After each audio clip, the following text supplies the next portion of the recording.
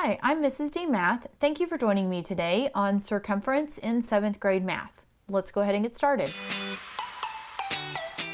So in the last video, we talked about the parts of a circle, and part of that included the circumference, which is the perimeter of our circle, the distance around.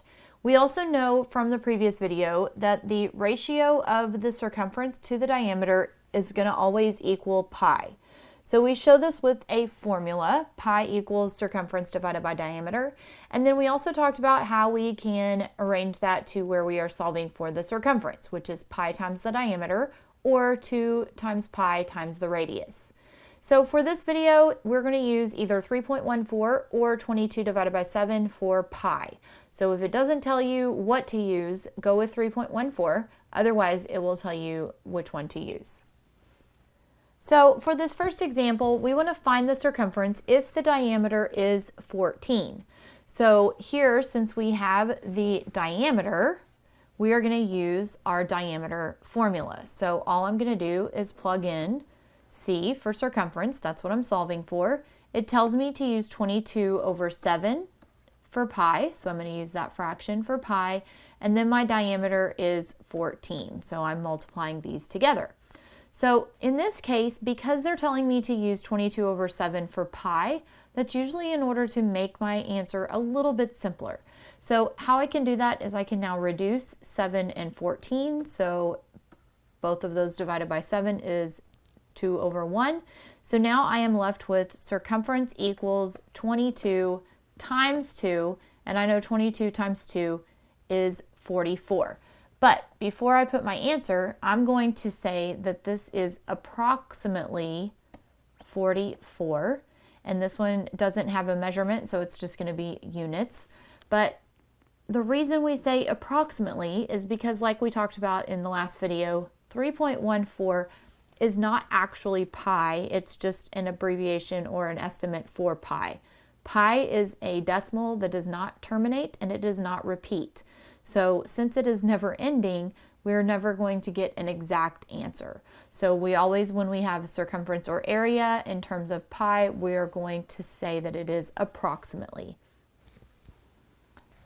Okay, so let's try a different problem, and this time we're going to find the circumference if the radius is 16.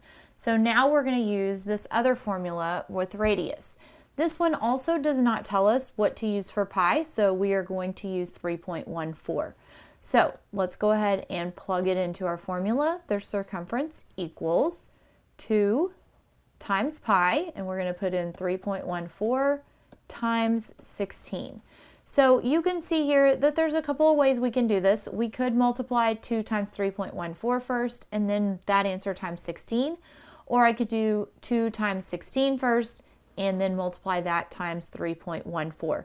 Either way, I'm going to end up with quite a large problem. So let's go ahead and just double 16, since I can do 2 times 16 in my head, which means 2 times 16 is 32.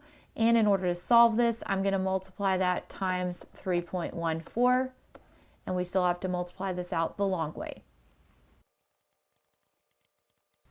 So it looks here like the circumference is approximately 148 hundredths.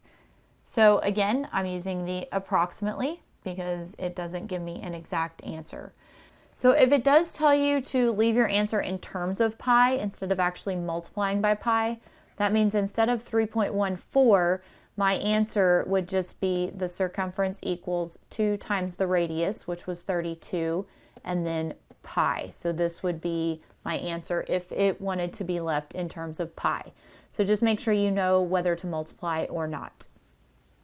All right, let's go ahead and go to another problem, but this one we have a situation because now instead of being given the diameter or the radius, we're actually given the circumference. And since the circumference is 62.8, I'm going to go ahead and use this formula since I do need to find the diameter.